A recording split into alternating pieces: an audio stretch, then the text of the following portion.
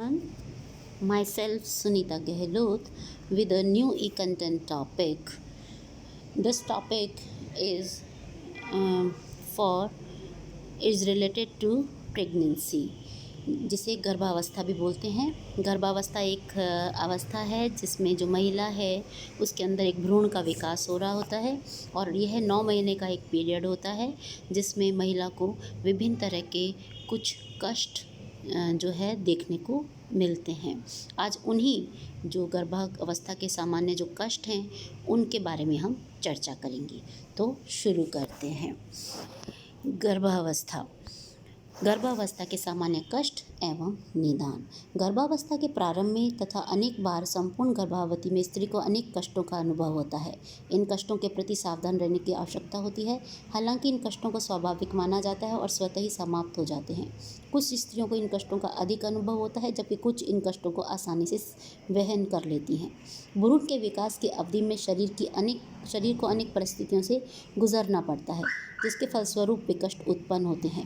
90% गर्भवती महिलाओं को इन कष्टों को कम अथवा अधिक तीव्रता से सहन करना पड़ता है। ग्रामीण महिलाएं इन कष्टों को कम अनुभव करती हैं।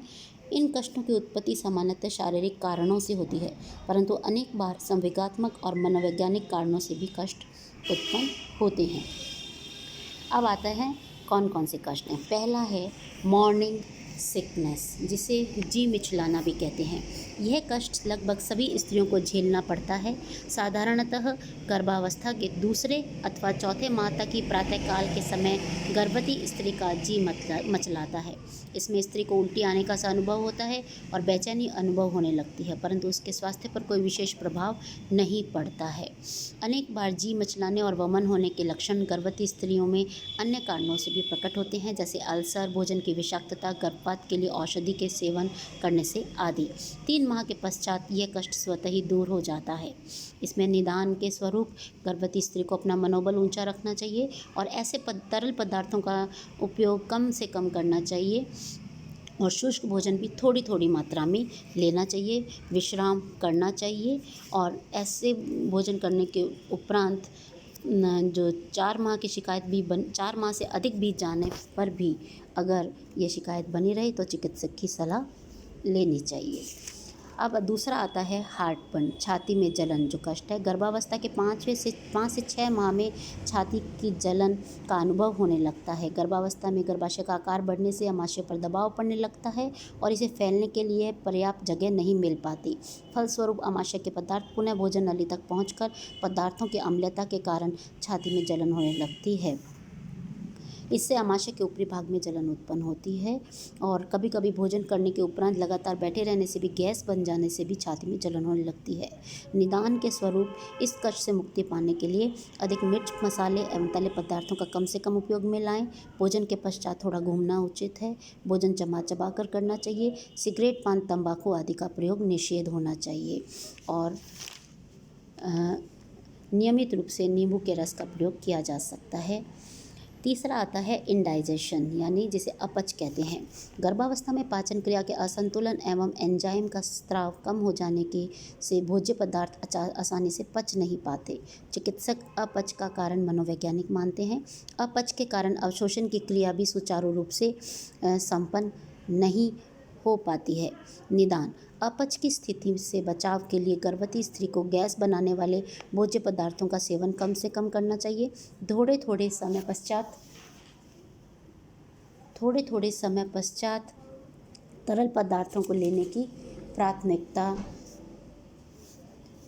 प्राथमिकता देनी चाहिए। ठोस पदार्थ की अपेक्षा हल्के भोजन करें। शाम सवेरे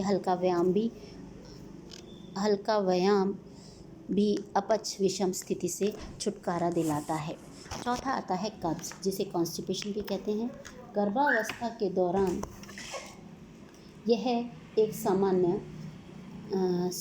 यह शिकायत सामान्य है। इस अवस्था में लौह तत्व के अधिक सेवन से करने से मांसपेशियों में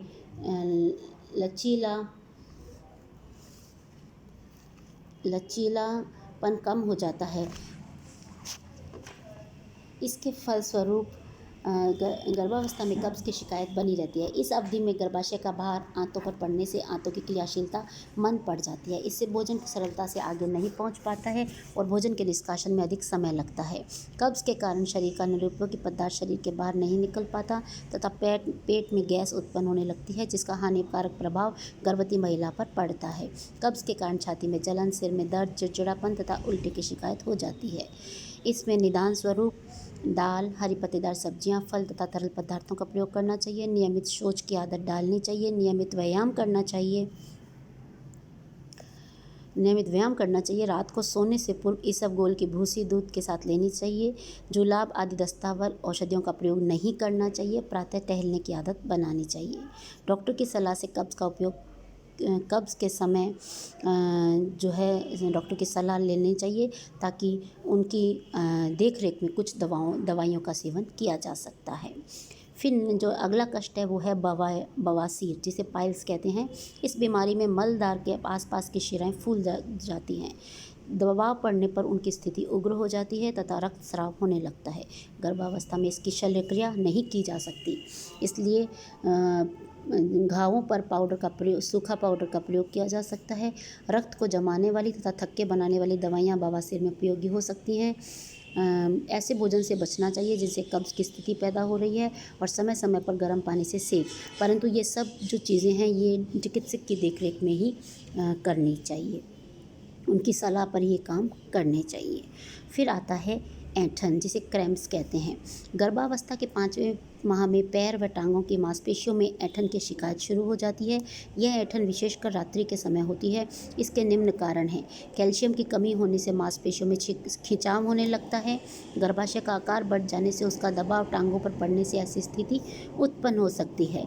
कमर के नीचे के अंगों में रक्त संचार ठीक से न होने के कारण भी मांसपेशियों में ऐंठन प्रारंभ हो जाती है। निदान स्वरूप पैरों के नीचे तकिया रख कर लेटना चाहिए। टांगों का नियमित हल्के हल्के मालिश करनी चाहिए। कोई भी ऐसा काम नहीं किया जाना चाहिए जिसे अधिक थकावट अनुभव हो। पूर्ण विश्राम करने की सलाह दी जाती है। गर्म पानी से सिकाई करने से भी ऐंठन कम होती है। और कैल्शियम की कमी को पूरा करने के लिए डॉक्टर से विटामिन की जो दवाई है वो लेनी चाहिए। फिर आता है शिराओं का फूल जाना, जिसे वेरिसोस वेन्स भी बोला जाता है। गर्भावस्था के दौरान अक्सर पैरों, योनि मार्ग तथा गुदा मार्ग की शिराओं फूल जाती हैं। इससे सूजन तथा त्वचा पर घाव आदि हो जाते हैं। पैरों की शिराओं का पतला होने के कारण इसका प्रभाव अधिकतर पैरों में दिखाई देता है। देखने में ये शिराएँ नीले और बैंगनी रंग की हो जाती हैं। शिराओं के फूल जाने पर बहुत कष्ट होता है। निदान स्वरूप सोते समय पैरों के नीचे तकिया रखने से रक्त संचार बना रहता है। गर्भवती स्त्री को लचीले मोजों का प्रयोग करना चाहिए और डॉक्टरी देखरेख में चिकित्सक जो है सलाह ली जा सकती है। फिर आता है अनिद्रा, जिसे इंसोम्निया और स्लीपलेसनेस भी कहा जाता है। गर्भावस्था के प्रारंभिक काल गर्भवती को गहरी नींद आती है, लेकिन गर्भकाल के अंतिम महीनों में बच्चे की गति गर्भाशय में तीव्र हो जाने के कारण इस कष्ट का अनुभव होता है। इस अवधि में गर्भाशय का आकार और वजन बढ़ जाने तथा गर्भाशय में संकुचन, पीठ में दर्द से गर्भवती को अनिद्रा की शिकायत हो जाती है। निदान स्वरूप गर्भवती स्त्री को मानसिक तनावों से दूर रहना चाहिए। अधिक थका देने वाले कार्य नहीं करने चाहिए। पूर्ण विश्राम की सलाह दिया जाता है। गर्भवती स्त्री को भय और चिंता बनी रहती है, इसीलिए नींद नहीं आती है। इसलिए पूर्व ज्ञान लेकर तनाव से दूर रहना चाहिए। रात को सोते समय टांगों के नीचे तकिया लगाने से आराम मिलता है। सोते समय ढीले वस्त्रों का प्रयोग करना चाहिए। अधिक मसालेदार एवं तला भोजन नहीं लेना चाहिए, इससे भी अनिद्रा की स्थिति उत्पन्न हो जाती है। फिर आता है बारंबार मूत्र त्याग। गर्भावस्था में बार बार मूत्र त्यागने का कष्ट भी सहना पड़ता है। यह शिकायत प्रारंभ के 4-5 माह तक होती है। इसे फ्रीक्वेंसी इन मिक्चुरेशन भी बोला जाता है। उसके 4-5 माह के पश्चात यह शिकायत कम हो जाती है। गर्भावस्था के अंतिम सप्ताहों में भी यह शिकायत अधिक होती है। कारण गर्भाशय के बाहर का मूत्राशय पर पड़ने पर दबाव के कारण मूत्र त्याग की संख्या और मात्रा में वृद्धि हो जाती है। यह घबराने वाली बात नहीं है। निदान के लिए उचित विश्राम करें और तरल पदार्थों का सीमित प्रयोग कर भी इस समस्या का निदान किया जा सकता है। पेशाब में जलन होने पर, यूरिन में अगर जलन हो तो डॉक्टर की सलाह ली जा सकती है। फिर आता है शारीरिक सूजन, जिसे ऑडिमा बोलते हैं। गर्भावस्था में टांगों की शिराओं में रक्त भर जाने से भी फूल जाती हैं एवं टांगों में सूजन आ जाती है।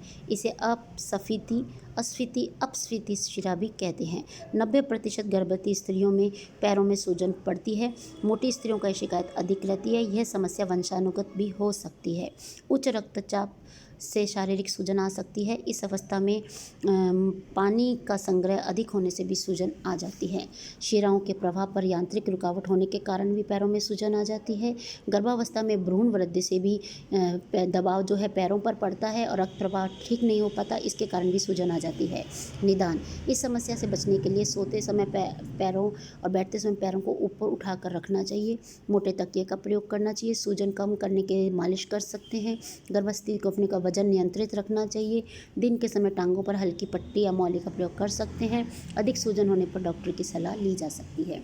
तो ये थे कुछ सामान्य कष्ट। इसके अलावा भी कुछ कष्ट जो है गर्भवती स्त्री को देखने को मिलते हैं, जैसे कमर का दर्द अंतिम महीनों में बढ़ जाता है और इसके लिए उसे शारीरिक श्रम अधिक नहीं करना चाहिए। सीधे बैठने की आदत डालनी चाहिए और बिना एड़ी के चप्पल का प्रयोग करना चाहिए।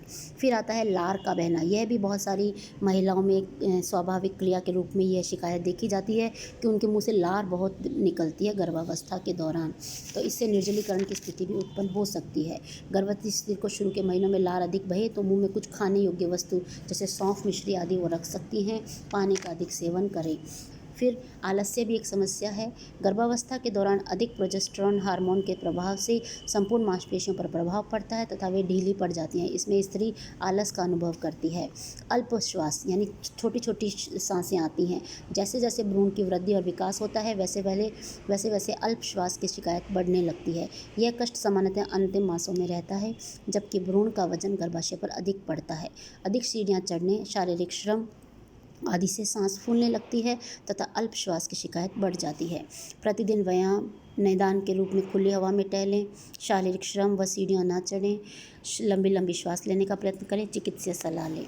दांतों की कमजोरी: यह शिकायत उन गर्भवती में स्त्रियों को अधिक होती है जो गर्भावस्था में पौष्टिक भोजन नहीं लेती हैं। जब गर्भिणी के भोजन में पौष्टिक तत्वों की कमी हो जाती है तो दांत की हड्डियाँ कमज़ोर हो जाती हैं।